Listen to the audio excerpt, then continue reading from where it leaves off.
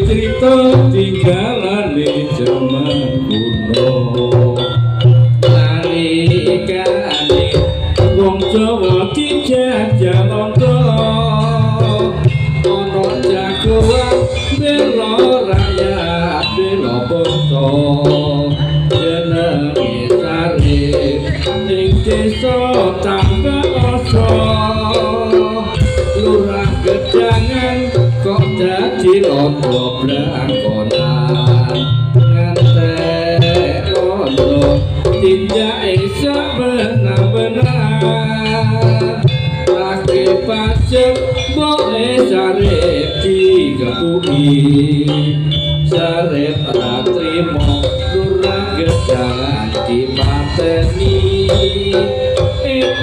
etan kali jagoane Paidi kusir dokar buruwe pagi pulang kali